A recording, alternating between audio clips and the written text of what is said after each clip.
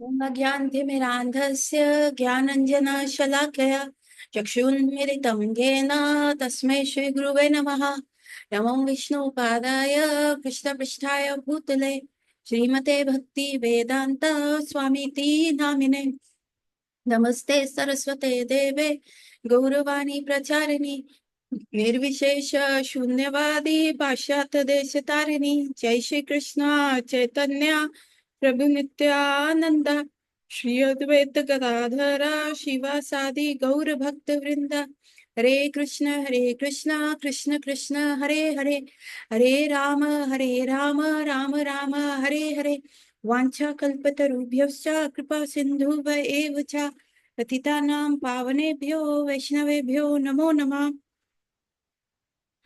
तो कल हमने बहुत सारी चीजें डिस्कस करी थी कि कैसे प्रेमा भक्ति हमारे अंदर आ सकती है। हमने उस पूरे चीज को बहुत डिटेल में डिस्कस किया, तो अब हम आगे पढ़ते हैं। श्री रूप गोस्वामी ने भक्ति रसामृत सिंधु में एक प्रसिद्ध और संक्षिप्त वर्णन किया है। सर्वप्रथम श्रद्धा होना चाहिए। श्रद्धा के कारण ही जीव साधु संग करता है। साधु संग से भक्ति का प्रारंभ होता है। भक्ति के बढ़ने पर अनर्थ निवृत्ति हो जाती है, जिससे निष्ठा की प्राप्ति होती है, जिससे भजन एवं वैदिक भक्ति में रुचि और आसक्ति जागती है। तद उपरांत और आगे बढ़ने पर भाव की प्राप्ति होती है। ये स्थायी अवस्था है।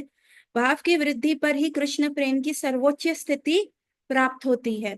तो ये हमने ये बात करी थी, दीज आर द 9 स्टेजेस जिसमें जाते हैं कि पहले हमें थोड़ी सी श्रद्धा होती है।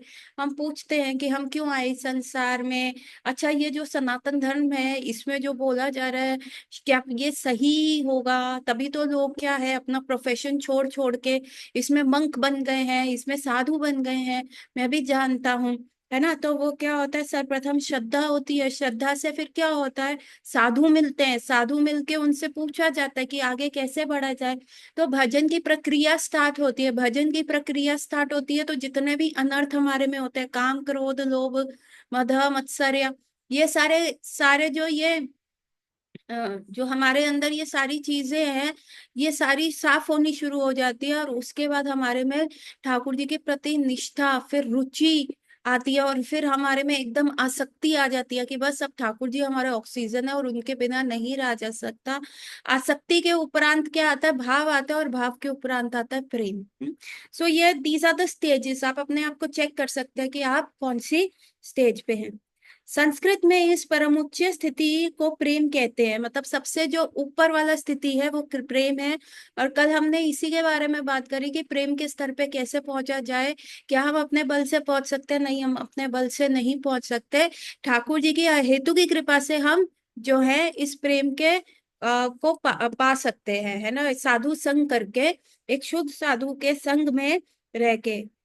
हेतु रहित प्यार को प्रेम कह सकते हैं। यद्यपि प्रेम और प्यार पर्यायवाची नहीं है, तथापि प्रेम को प्यार की सर्वोच्च स्थिति कह सकते हैं।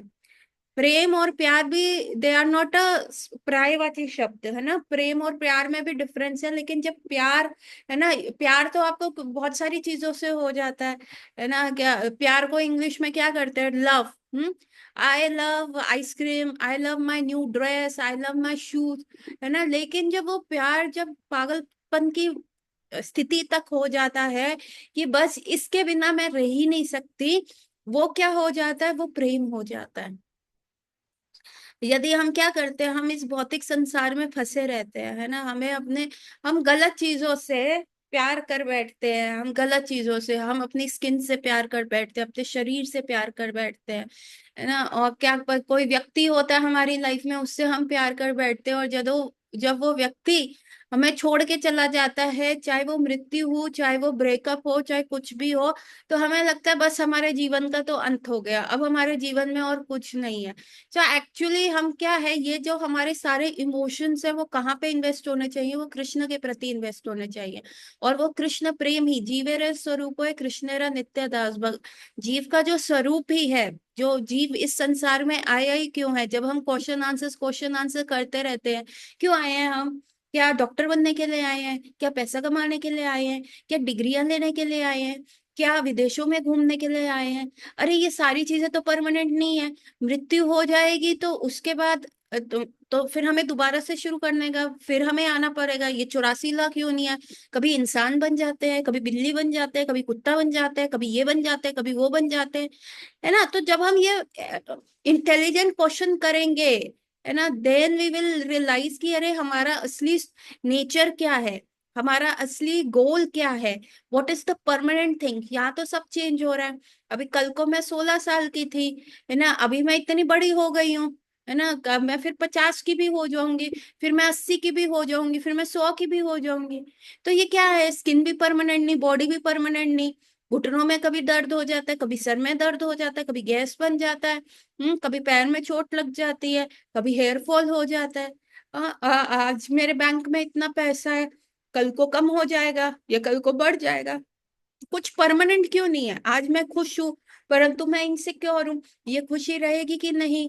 अच्छा, जिस चीज के लिए मैं आज खुश हूं, पर उतनी खुशी मुझे कल नहीं है, वो चीज प्राप्त करने के लिए मेरी खुशी पुरानी क्यों हो जाती है? मैं परमानेंटली सुखी क्यों नहीं रह पाती? मृत्यु से क्यों डर लगता है? चीजें खोने से क्यों डर लगता है? सो ये सारे जब हम प्रश्न पूछते हैं, देन हम एक्चुअली फिर हम जाते हैं कि नहीं, इन चीजों से हमें प्यार नहीं करना, हमें प्रेम करना है। हमारा एक्चुअल स्वरूप क्या है? What are we actually? क्यों हम इस संसार में आए हैं? हमारा लाइफ का गोल क्या है? तो ये चीजें हमें तब समझ आती है। सो ये कैसे आएगी? सबसे सनिग्ध मनुष्य वही है जिसे प्रेम प्राप्त हो चुका है। तो who is the most successful person जिसको कृष्ण प्रेम प्राप्त हो सकता है, हो चुका है। श्रीमद् भागवतम में इसका अनुमोदन है ना। श्रीमद् भागवतम में इसके बारे में क्या लिखा है?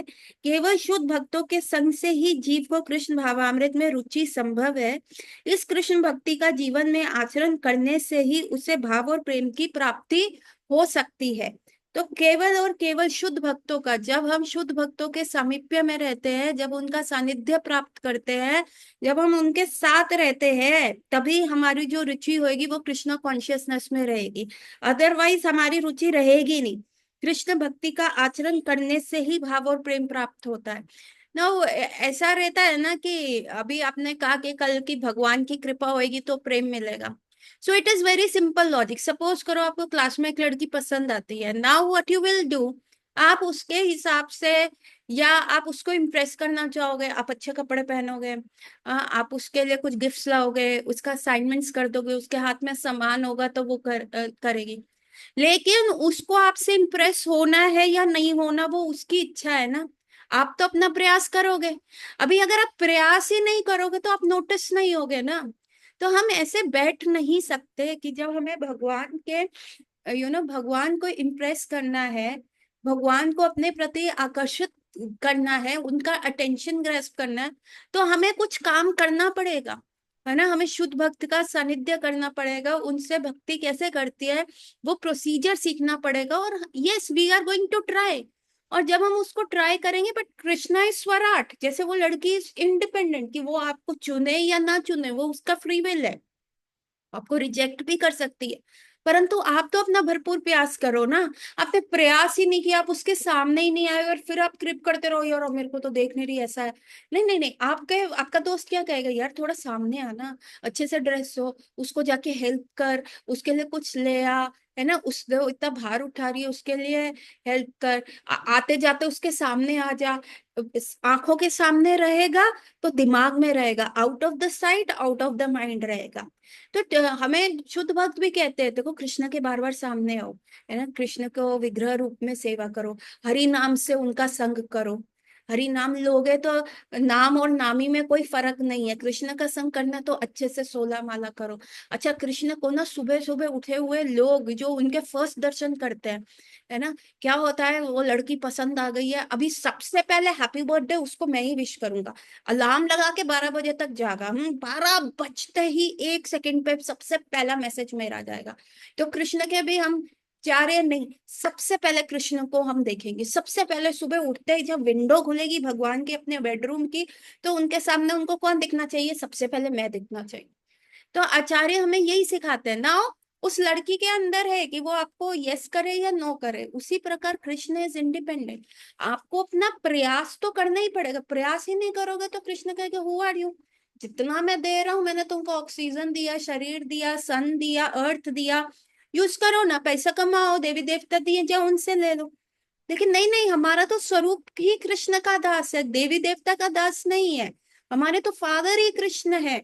एवरीथिंग जो है कृष्ण ही देंगे, और कोई देवी देवता प्रेम नहीं दे सकता। वो तो इतनी स्थिति है, देवी देवता के पास भी अगर हम आएंगे जाएंगे तो फिर इस संसार में वापस आना पड़ेगा। नहीं नहीं, अभी ये ह्यूमन बर्थ पूरा क्या है ना, एक ही चीज के लिए लगाना है। अभी परमानेंट सॉल्यूशन चाहिए, टेम्पररी सॉल्यूशन नहीं चाहिए, जुगाड़ नहीं चाहिए ना। छत लीक कर रही है, बहुत टाइम से एमसी लगा लगा के उसको रोक रहे, नहीं इस बार क्या तोड़ के प्रॉपर उसका सीमेंट करके लगाया। तो इस बार परमानेंट सोल्यूशन चाहिए, जुगाड़ नहीं चाहिए। तो इसीलिए जब हम इस चीज पे कन्विंस हो जाएंगे, और ये भी कन्विंस हो जाएंगे कि हाँ हमारे गुरु महाराज जी हमें ये सारी चीजें बताएंगे, तो फिर हम प्रयास करेंगे। धीरे धीरे Krishna, Krishna is totally independent. हमारा प्रयास इतना है ही नहीं कि कृष्ण को हम इम्प्रेस कर ले। कहाँ कृष्ण श्रीमती राधा रानी के हाथ से अमृत जैसा खाना खाते हैं। हमारी कुकिंग में कभी नमक ज्यादा, कुछ जल गया, कभी मिर्च ज्यादा, कभी कम, ऐसा होता है। तो कृष्ण को क्या पड़ी है हमारा खाना खाने के लिए। श्रीमती राधा रानी इज पंक्चुअल, हम तो पंक्चुअल ही नहीं है। हाँ, हम कभी अपनी स्लीप को प्रायोरिटी दे देते हैं, कभी हम बहुत सारी चीजें हमारी लाइफ में होती है उसको प्रायोरिटी दे देते हैं। हम तो ये खाना बनाते हैं कि आज हमें क्या खाना है तो हम भोग लगाएंगे। ठाकुर जी को तो हमने फूड कन्वर्टिंग टू प्रसादम वाला मशीन बना रखा है। अब ठाकुर जी के हिसाब से थोड़ा ना चलते हैं, है ना। सो कृष्ण को हमसे क्या सेवा, उनके पास तो वो तो संपूर्ण संसार, अनंत कोटि यूनिवर्सेस के मालिक हैं। उनको हम जैसे तुच्छ जीव से चाहिए ही क्या होगा। लेकिन हमें फिर भी प्रयास करते रहना चाहिए। कभी तो भगवान देखेंगे, कभी तो देखेंगे, कभी तो कुछ होगा, शायद वो हेतु की कृपा हम पे आ जाए। तो केवल शुद्ध भक्तों के संग से ही जीव क्या है, कृष्ण भावामृत में रुचि संभव कर सकता है ना। भगवान को समझ में आता है ये फेक कर रहा है या असली में इसके, इसका मेरे प्रति आकर्षण है, ये सिर्फ ऊपरी दिखावा कर रहा है या अंदर से भी इसका हृदय परिवर्तन हो रहा है। इस कृष्ण भक्ति के जीवन में आचरण करने से उसे भाव और प्रेम की प्राप्ति हो सकती है। शुद्ध से क्रमशः भाव के स्तर तक पहुंचे पुरुष के लक्षण का वर्णन करते हुए श्रीमान महाप्रभु ने कहा है कि वे शोभ का कारण उपस्थित होने पर भी कभी शुभित नहीं होते। वे अपना एक क्षण भी व्यर्थ नष्ट नहीं जाने देते, सदा कृष्ण सेवा में तत्पर रहते हैं। कुछ कर्तव्य कर्म ना होने पर भी वे कृष्ण प्रीति के लिए कुछ ना कुछ कार्य अवश्य खोजते हैं ना। ये सारे लक्षण बताए जा रहे हैं कि जो व्यक्ति को एकदम कृष्ण की आसक्ति हो गई, उस लड़की से आपको इतना प्रेम हो गया, बस अब आपके सामने कुछ सूझ ही नहीं रहा, किताब खोल रहे हो तो वो आ रही है, मन करता है बस उसके आगे पीछे डोलते रहे, मन करता है कि वो क्या खा रही है वो उसको ला के देते रहे, है ना। सो आप ऐसे डुले डुले रहते हो उसके ऊपर। तो यही यदि कृष्ण के प्रति हो जाए आसक्ति, कि अगला व्यक्ति देख रहा है या नहीं देख रहा, कृष्ण से रिस्पॉन्स मिल रहा है या नहीं मिल रहा, लेकिन इस व्यक्ति को, इस भक्त को भगवान से इतनी आसक्ति हो गई है, तो वो क्या करेगा। भाव स्तर, ये भाव स्तर है, वो भाव स्तर पे आ गया। तो भाव स्तर के लक्षण क्या होंगे, महाप्रभु कहते हैं जब बहुत बड़े कोई शोक का भी कारण होता है तो ये व्यक्ति शोक का कुल नहीं होता। क्यों, क्योंकि उसके ध्यान में होता ही नहीं, उसको अपने बॉडी का कॉन्शियसनेस ही नहीं है ना। पिन चुभ गई उसको पता ही नहीं चल रहा, है ना। आप देखते हैं बहुत सारा, एक टीवी पे शो आता था जिसमें उसको हिप्नोसिस में डाल देते थे, उसका वशीकरण कर देते थे, तो फिर उसको मिर्च खिलाते रहते थे, उसको मिर्च नहीं लगती थी। और फिर जैसे ही उसको उस भ्रम जाल से बाहर निकालते थे, पानी पानी पानी, उसको एकदम ऐसा होता था, है ना। तो ये व्यक्ति का भी क्या है, वो इतना ज्यादा कृष्ण के प्रति मोहित हो गया है कि उसको अपनी शारीरिक स्तर का कौन, जैसे उस लड़की को भी वो मिर्च खिला रहे हैं, लेकिन उसको अपने शारीरिक स्तर का कॉन्शियसनेस ही नहीं है, एक भ्रम में है, और वो खाई जा रही है, वो इंस्ट्रक्शन फॉलो करी जा रही है। अब मुझे पता नहीं आप लोगों ने देखा है कि नहीं, हिप्नोसिस में कितना आजकल ये एक कौन का भी तरीका है। कौन का मतलब है लूटने का भी तरीका है। आप देखोगे कि कई बार कोई व्यक्ति आंखों में आंखें डाल के आपको ऐसी बात बोल देता है, आप उसको अपना पर्स भी दे देते हो, चूड़ियां भी दे देते हो। बहुत समय पहले मेरी एक पेशेंट थी, वो मेरे पास आ रही थी, तो दो मोटरसाइकिल वाले आए, उन्होंने उसको बोला इधर आओ। वो गई, उधर गई, तो उन्होंने कहा दी अपनी ये चूड़ियां उतार के दे दो, ये दे दो। उसको भ्रमित कर दिया, उसको हिप्नोसिस ट्रांस में डाल दिया, और उसने अपनी चूड़ियां उतार के दे दी। उसने कहा देखो ये चूड़ियां मैं तुमको वापस दे रहा हूँ, क्योंकि आजकल बहुत लूटमार चल रही है, कागज में लपेट के देगी। जब वो मेरे क्लिनिक में आई तो उसने कहा देखो आपके वहां ना पुलिस वाले घूम रहे हैं, और उन्होंने मेरे से चूड़ियां ले ली और कहा कि ये कागज में लपेट के दे रहे हैं, तो आप ये ध्यान से रखना। जब उसने मेरे सामने वो कागज खोला तो वो कांच की चूड़ियां थी, और उसके मोटे मोटे सोने के कड़े थे। सो ये क्या था, एक भ्रम जाल, उसको कॉन्शियसनेस ही नहीं रहा कि मैं क्या कर रही हूँ, है ना। तो उसी प्रकार से जो भाव स्थिति में रहते हैं उसको अपने शरीर का कॉन्शियसनेस ही नहीं रहता, वो केवल भगवान के बारे में सोचता है। नंगे पैर चल रहा, उसको पता ही नहीं, है ना। महाप्रभु का क्या हाल होता था, चैतन्य महाप्रभु का, है ना, कृष्ण कृष्ण बोल के विप्र लंबा भाव में इतने ज्यादा उत्तीर्ण हो जाते थे कि दीवारों में जाके अपने गाल को मलते थे कि खोलो मुझे कृष्ण से मिलना है ना। कोई जब उनको खाना सर्व करते थे तो वो चावल होता था, और ब्लैक कलर का कुछ शाक बीच में डाल देते थे, और रेड कलर की रसम उसके सराउंडिंग में होती थी। उनको वो महाप्रभु की आईज लगती थी, अरे ये तो कृष्ण की आंख है, ये तो जगन्नाथ की आंख है। वो खाना ही नहीं खा पाते थे, बस देखते रहते थे, अपने शारीरिक कॉन्शियसनेस भूल गए। तो जो भाव स्थिति में होगा उसको कोई बहुत बड़ा शोक भी होगा तो उसको वो फील नहीं होगा, ये एक लक्षण है। दूसरा, वो एक क्षण भी व्यर्थ नष्ट नहीं करता, सदा कृष्ण सेवा में तत्पर रहता है ना। वो कृष्ण, वो एक क्षण भी वो मोबाइल पे नहीं रहेगा, अपना टाइम नहीं वेस्ट करेगा। आज मैं लेजी फील कर रहा हूँ, आज कुछ नहीं कर रहा हूँ, आज लेटेंगे, आज चलो मूवी देखाते हैं, बोर हो रहे हैं, चलो आज रेस्टोरेंट में खाना कराते हैं, और कुछ नहीं, आजकल तो टॉयलेट्स में फोन ले जाने लग गए टाइम पास करने के लिए। तो क्या है कि वो एक क्षण भी व्यर्थ नहीं करता, वो कृष्ण, कृष्ण का ही उसको लगता है कुछ कर लूं, कुछ करूं, क्या करूं, कृष्ण के बारे में ही सोचता रहता है। और कुछ कर्तव्य ना, उसको जो जो सेवा मिलती है वो सारी सेवा पूर्ण करने के उपरांत में कहता है बस मेरी सेवा खत्म हो गई, नहीं नहीं मुझे और सेवा करनी, क्या करूं, अच्छा मैं ये कर लूं, अच्छा मैं वो कर लूं। वो खुद आगे बढ़ बढ़ के कहता है कि हाँ मुझे भगवान की सेवा करनी है। कुछ कर्तव्य ना होने पर भी वो कृष्ण प्रीति के लिए कुछ ना कुछ कार्य अवश्य खोज लेता है, अपने आप ही सोच लेगा, अपने आप ही जाके गएगा, माता जी मुझे ये कार्य दे दो, प्रभु जी मुझे ये कार्य दे दो, मैं ये करना चाहता हूँ, ये स्वयं ही वो कार्य। अच्छा, समय बच गया तो 16 राउंड हो गए, लेकिन नाम के प्रति इतनी प्रीति है और नाम जप लेता हूँ। क्यों, रुकने को तो कहा है प्रभुपाद ने, मिनिमम 16 राउंड का है, मैक्सिमम तो आप कितने भी कर लो, है ना। हम लोगों के लिए 16 राउंड करना एक हिमालय पर्वत को कवर करने वाला का तरीके का काम हो जाता है, उसको कवर अप करने का काम हो जाता है, परंतु उस व्यक्ति को नाम के प्रति इतनी रुचि हो जाती है कि बस मुझे ये कार्य करना है। श्री कृष्ण के संबंध के बिना उसे कुछ भी अच्छा नहीं लगता, उसे अच्छा ही नहीं लग रहा कि क्या चल रहा है, क्या हो रहा है। उसे भगवान, उसको आप भौतिक जगह ले जाओ, वो बोर हो जाएगा, उसे समझ ही नहीं आता कि मैं इस व्यक्ति से, भौतिक व्याधि व्यक्ति से क्या बिजनेस का बात करूं, मैं क्या पॉलिटिक्स का बात करूं। हाँ, आप उससे श्रीमद् भागवतम डिस्कस करो, yes he is going to talk to you.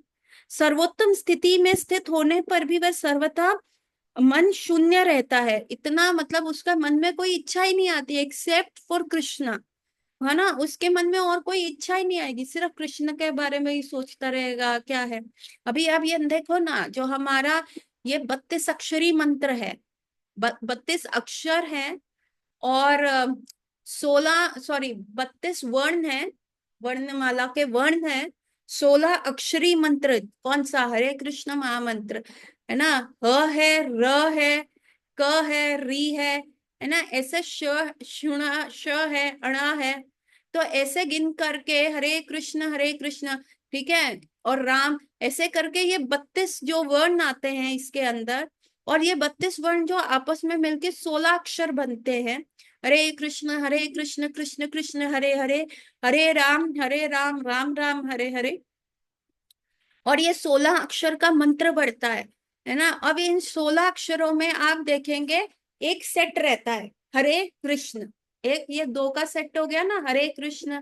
फिर आप दोबारा से का सेट हो गया हरे कृष्ण, फिर और दो का सेट हो गया कृष्ण कृष्ण, फिर एक और दो का सेट हुआ Hare Hare. Are you getting my point. वैसे ही हरे राम का एक सेट, फिर हरे राम का एक सेट, राम राम का एक सेट, और हरे हरे का एक सेट, है ना। तो ये क्या है, ये आठ, आठ सेट हो गए, 32 वर्ण, 16 अक्षरी मंत्र, और 8 का सेट, दो नामों का एक सेट। Are you getting? यस और नो, प्लीज टाइप यस और no in the chat box.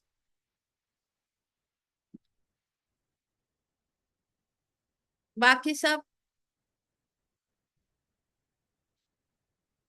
तो आप देखेंगे ये दो दो दो दो दो दो अक्षर करके क्या हो गया, ये 8 अक्षर का मंत्र बन गया। ये अब जैसे ही 8 अक्षर का, सॉरी 8 सेट्स बन गए, तो ये पूरे भगवान की अष्टकालीय लीला ही तो है। जो भगवान पूरे अष्टपहर में पूरे सुबह से लेके रात तक क्या करते हैं? हरे कृष्ण, राधा और कृष्ण मिल रहे हैं, हरे कृष्ण, राधा कृष्ण फिर मिल रहे हैं, कृष्ण कृष्ण, है ना। अब जो है भगवान कृष्ण जो है शायद गोचरण के लिए चले गए हैं या किसी असुर को मारने चले गए हैं, तो राधा रानी के लिए अरे कृष्ण कृष्ण कहाँ है, वो विप्रलंबा भाव आ गया। और कृष्ण कभी क्या है, राधा रानी क्या है, जटिला के साथ है, अपनी सास कुटिला ने उनको घर में रखा हुआ है, और वो कृष्ण से मिलने नहीं आ पा रही, तो कृष्ण कह रहे हरे हरे, है ना। हम कोकिला वन गए थे, जब हम वृंदावन गए थे, तो कोकिला वन में क्या है कि भगवान कोयल की तरह आवाज निकालते हैं, और कोकिला वन से जस्ट ऊपर राधा रानी का जो जटिला की हवेली है, जो थोड़े से पहाड़ के ऊपर है, जटिला की हवेली के टॉप मोस्ट फ्लोर पे वो कोकिला वन से राधा रानी वहां बैठी होती है, उनका रूम है, तो उनको वो आवाज आती है कि मिलने जाना है, और वो नीचे आती हैं तो जटिला या जो कुटिला है, जो उसकी सास और ननद है, उनको कोई कार्य दे देती है, अरे छोरी ये कर दे, अरे छोरी वो कर दे, ऐसा होता है। तो क्या है इसमें, मिलन भी है और उसमें दूरी भी है ना, मिलन भी है और विप्लव लंबा भी है। तो ये क्या है, ये अष्टपैर लीला, कभी राधा और कृष्ण मिल रहे हैं और कभी राधा और कृष्ण दूर हैं, मिलने का प्रयास कर रहे हैं पर मिल नहीं पा रहे। सो देखिए यही था, जब भगवान का जन्म गोकुल में हुआ, तो राधा रानी और विश्वभानु महाराज कहाँ रहते थे? रावल में रहते थे। गोकुल और रावल कितनी दूर है? बहुत पास है, जरा सी दूरी पे ही है। जब कृष्ण शिफ्ट हुए नंदगांव, कि चलो अब थोड़े से बड़े हो गए हैं, और वो नंदगांव गए, तो राधा रानी कहाँ आ गई? बरसाने में आ गई। नंदगांव और बरसाना बिल्कुल जिसको कहते हैं ना, पैदल का रास्ता कह लो, है ना, एक पहाड़ी पहाड़ी का ही फर्क है ना। उसके उपरांत जब भगवान कहाँ गए, नंदगांव, हाँ नंदगांव और बरसाना, मतलब नंदगांव ये रहा, बरसाना इस तरफ है। और उसके उपरांत जब भगवान वृंदावन आ गए, तब तक श्रीमती राधा रानी का क्या था, शादी हो गई थी, कहाँ पे? जट्टीपुरा में हो गई थी, जहाँ जटिला देवी का वो है। अभी again Radha Rani shifted with Krishna, अभी ये उतना ही डिस्टेंस है जितना रावल और नंदगांव में, और जितना बरसाना और सॉरी रावल और गोकुल में, और जितना अ, बरसाना और नंदगांव में है, उतना ही डिस्टेंस जटीपुरा और वृंदावन में है। आपको थोड़ा डिस्टेंस कवर करना पड़ता है। तो Radha Rani was moving along, जहां जहां कृष्ण जा रहे थे उनसे थोड़ी सी दूरी पे था। तो आप ये देखेंगे पूरा जो वृंदावन लीला, पूरा जो राधा कृष्ण का माधुर्य लीला है, वो पूरे इस मंत्र में ही तो है। हरे कृष्ण, राधा और कृष्ण का मिलन हो रहा है। कौन करा रही है? मंजरीस करा रही। कौन करा रहे हैं? जो भगवान के सुहृद फ्रेंड्स हैं। वो भगवान का मैसेज, जैसे सुबल सखा भगवान की प्रियमम सखा है। प्रियमम सखा का मतलब क्या है? जो उनका हार्ट, जिनके साथ वो शेयर कर सकते हैं। सुबल सखा जो है वो राधा रानी और कृष्ण का मिलन करा रहे हैं, somehow the other, लेटर्स लेके जा रहे हैं, कुछ कर रहे हैं। तो ये पूरी अष्टकालीय लीला है। तो जो व्यक्ति भाव स्थिति में चला गया, तो वो तो इसी अष्टकालीय लीला में ही रहेगा ना। जो आप हरि नाम कर रहे हैं, जो हरि नाम आप सुनते हैं और जो आप हरि नाम कर रहे हैं, actually this is the password to enter into the Ashtakaliya Lila. And what is the Ashtakaliya Lila? Ashtakaliya Lila of Thakur ji is every moment, every minute, every second of his day, how he is spending with Srimati Radha Rani. कभी मिल रहे हैं, कभी जुगाड़ लगा रहे हैं, कभी षड्यंत्र रच रहे हैं। वो दिस इज टोटल एंटरटेनमेंट, मतलब एक ऐसा मूवी के अंदर एंटर कर रहे हो जो full of surprises, full of adventure, full, कभी हॉरर हो रहा है, कभी कॉमेडी हो रहा है, कभी एक्शन हो रहा है, कभी पकड़े जा रहे हो, कभी फियर है, कभी करुणा भाव।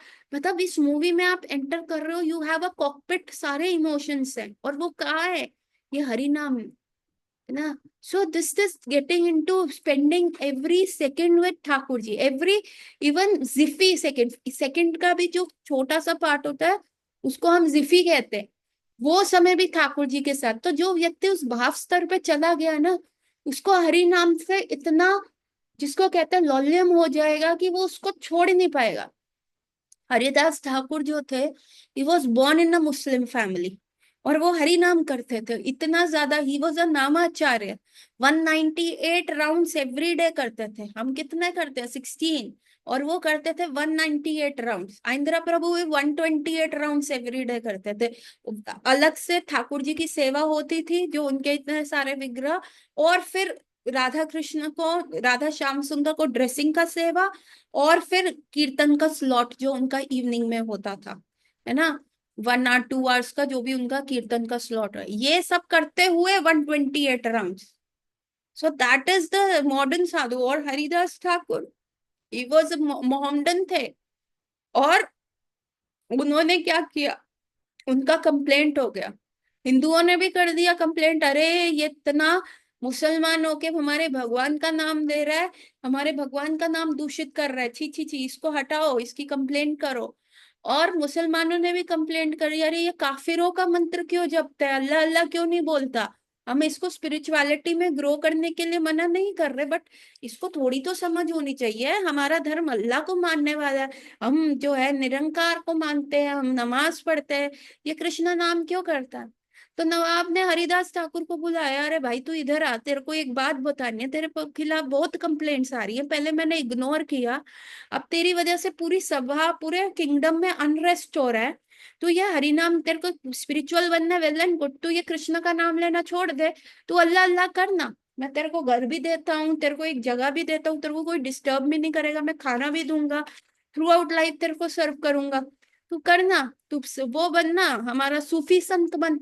तो क्या ये हिंदुओं का संत बना हुआ है, ये पूरे बाल वाल कटवा के, चुटिया रखी हुई है, और कैसा वस्त्र, धोती वोती पहनी है, तो ये मत करना। तो हरिदास ने कहा, अरे नवाब जी, मैंने कृष्ण नाम को नहीं पकड़ा हुआ, ये कृष्ण नाम ने मुझे पकड़ा है, वो मेरी जीभा पे ऐसा चिपक गया है कि मैं जान छोड़ना भी चाहूं ना, मैं नहीं छोड़ सकता। नवाब ने कहा, तेरे तो अभी छुड़वाएंगे।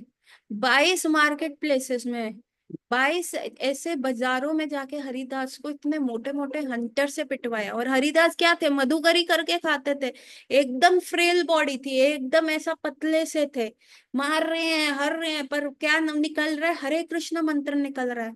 देखने वालों की आंखों में से आंसू आ गए, देखने वाले वो हंटर का जो पेन है अपनी पीठ पे बेर कर रहे हैं, लेकिन हरिदास ठाकुर वगैरह, छोड़ दो ना, तुम अपने प्राण बचाओ भैया, तुम इसको नहीं ले पाओगे, मर जाओगे, ये है वो है, ऐसा करके हरिदास ठाकुर को जो टॉर्चर करा उन्होंने, इतना गंदा टॉर्चर किया, उसके उपरांत भी वो कह रहे मैं कर ही नहीं सकता, मैं कर ही नहीं पाऊंगा, ये मेरे बस में ही नहीं है कि मैं नाम को अपनी जीवा से हटा दूं। So that is the laulyam. तो जो भाव स्थिति में पहुंच जाते हैं, उनका यही स्तर हो जाता है, वो छोड़ना भी चाहे नहीं छोड़ पाते उनको, वो मौका ढूंढते हैं, हम मौका ढूंढते हैं कैसे माला छोड़ दे, हम मौका ढूंढते फटाफट एकदम खींच दे। हमें ये भी नहीं ध्यान रहता कि एक महामंत्र पे हमने 4 मन के घुमा दिए, ऐसे तो माला होती है जो 4 4 मिनट में, 3 3 मिनट में हो रही है, कैसे हो रही है ना, इधर से फोन पे बात हो रही है, उधर से इधर उधर बात हो रही है, और एक ही मनके पे 4 मनके जाते हैं, और उस पे एक मंत्र कर देते हैं, ये चीज होती है। हमें ये कार्य नहीं करना, हमें भाव स्थिति में जाना। देखो, हम जीवन के कितने साल इन्वेस्ट कर रहे हैं, कोई भी व्यक्ति अपना समय किसी भी चीज में इन्वेस्ट करता है, तो उसको ये लगता है कि उसमें मुझे प्रॉफिट तो होना ही चाहिए ना। आपने 14 साल स्कूल में जाके पढ़ाई करी, उसके बाद आपने 3 साल का कॉलेज किया, डिग्री पाई, उसके उपरांत आपको ये तो लगता है नौकरी तो लगनी चाहिए, है ना, नहीं तो सारे क्या कहेंगे, सब पढ़ाई तेरी खराब, 0/सन्नाटा, है ना। तो उसी प्रकार हम भक्ति में अपने इतने साल देते हैं, तो हम अच्छे से कर लें ना, अच्छे से कर लें। 30 साल भक्ति में भी देने के बाद अगर हमारा प्रोग्रेस नहीं हो रहा, अगर हम ऐसे ही कर रहे हैं, तो लड़की थोड़ा ना पटेगी, कृष्ण थोड़ा ना पटेंगे। लड़की को भी समझ आता है ये सिंसियर है या ये सिंसियर नहीं है, ये सिर्फ दिखावा कर रहा है, इसके अंदर कुछ नहीं है, सबको समझ आ जाता है। जब एक इंसान को समझ आ जाता है कि कौन मेरे इंस्ट्रक्शंस को फॉलो कर रहा है, या कौन मेरे को दिल से चाहता है, कौन मेरी बात को टालेगा नहीं, मुझे भी पता चल जाएगा ना, मैं उसी व्यक्ति को वो कार्य बोलूंगी, क्योंकि इतनी समझ आ जाती है कौन व्यक्ति दुष्ट है, कौन व्यक्ति जो है उल्टा काम करेगा, इतनी समझ आ जाती है। जब एक ऐसे मेरे भौतिक दिमाग को आ जाती है, जो कि बहुत कम है, भगवान कृष्ण तो एंटायर कॉन्शियसनेस को लेके बैठे, उनको नहीं पता चलेगा। हाँ, यहाँ देखा श्री कृष्ण के संबंध के बिना वो कुछ, उसे कुछ भी अच्छा नहीं लगता हो। जो भाव स्थिति में भगवान कृष्ण के सिवा उसे कुछ अच्छा नहीं लगता। सर्वोत्तम स्थिति में स्थित होने पर भी वह सर्वथा मा, मान शून्य रहता है। मतलब इतनी उच्च स्थिति में भगवान के प्रेम को, भगवान के भाव को प्राप्त करने पे भी उसको मान अपमान का कुछ होता ही नहीं है। उसको कुछ भी उल्टा बोल दो, उसको कोई फर्क ही नहीं पड़ता, है ना। जैसे रूप गोस्वामी थे, कश्मीरी पंडित आए, कश्मीरी पंडितों ने आके क्या, कश्मीरी पंडित ने आके क्या कहा, हमारे साथ डिबेट करो। रूप गोस्वामी ने कहा नहीं नहीं, मुझे तो कुछ आता नहीं, मैं तो बेवकूफ हूँ। अरे कैसे नहीं आता, आप दो भाई रूप गोस्वामी सनातन गोस्वामी, वृंदावन में आपका डंका बजता है कि आप इतने श्रेष्ठ ब्राह्मण हैं, तो कृपया करके आप मेरे साथ शास्त्रार्थ कीजिए। रूप गोस्वामी ने कहा नहीं नहीं, हम तो कर ही नहीं सकते, हम तो मूर्ख हैं। उन्होंने कहा यदि मूर्ख हैं तो लिख के दे दीजिए। कहते हाँ बिल्कुल, दिखाइए कहाँ पे लिखना है, ये लीजिए अंगूठा लगा दिया, आप जाइए। उन्होंने कहा भाई हमारे पास समय नहीं है फालतू का शास्त्रार्थ, फालतू का डिबेट करने का। हमारा एक एक समय जो है कृष्ण के लिए। तो अपमान से लिया कि रूप गोस्वामी मूर्ख है, सनातन गोस्वामी मूर्ख है, ये साइन करके कश्मीरी पंडित को दे दिया। तो ये अपमान ये स्वयं का कर लिया, क्योंकि उनको मान अपमान का क्या है, उनको कृष्ण मिल गए। वो उनका कॉन्शियसनेस ही नहीं है ना बॉडी का, ना सटल बॉडी का, कोई कॉन्शियसनेस नहीं है उनका। पूरा कॉन्शियसनेस क्या हो गई, कृष्णमयी हो गई, कृष्ण कॉन्शियसनेस हो गई। जैसे लोहे को अग्नि में डाल दो और लोहा तपता रहे तपता रहे तपता रहे, तो उसमें भी अग्नि जैसे गुण आ जाते हैं, वो भी गर्म हो जाता है, वो भी लाल सुर्ख हो जाता है ना। वो अपना अपना जो स्वाभाविक है, वो जो उसका नेचर है उसको छोड़ देता है। So that is Krishna consciousness. No, our consciousness, हमारा अपना आइडेंटिटी खत्म हो गया। प्रेम की गली आती सांकड़ी, जाके दो न समाए, जहां मैं हूं कृष्ण नहीं, जहां कृष्ण है वहां मैं नहीं। तो ये मैं खत्म हो जाता है, उसे अपने क्या है सर्वोत्तम स्थिति की स्थिति पे, जबकि वो सबसे ऑनरेबल पर्सन है। उसके जैसा, उसको जिसने भगवान को पा लिया, तो उसके तो ऑनर हमें करना ही चाहिए ना, he is the most honourable person. लेकिन फिर भी उसको मान्य शून्य हो जाता, कर रहे हो ठीक है, नहीं कर रहे कोई बात नहीं। उसे अपनी सेवा में सदा विश्वास रहता है कि तथा जीवन के परम लक्ष्य भगवत धाम प्राप्ति में कभी संशय नहीं होता। अपनी प्रगति में विस्तार विषयस्ता के कारण, मतलब बिजी होने के कारण, वह श्रद्धा पूर्वक निरंतर अपने परम लक्ष्य की प्राप्ति के लिए क्रियाशील रहता है। श्री कृष्ण का संतोष उसे सदा अभिष्ट रहता है तथा कृष्ण नाम गुण के कीर्तन श्रवण में उसकी सदा अविराम रुचि रहती है। साथ साथ वह वृंदावन, मथुरा या द्वारका में ही निवास करना चाहता है। भाव का उदय होने पर भी ये सब लक्षण प्रकट रहते हैं, उसके अंदर यही लक्षण रहते हैं, है ना।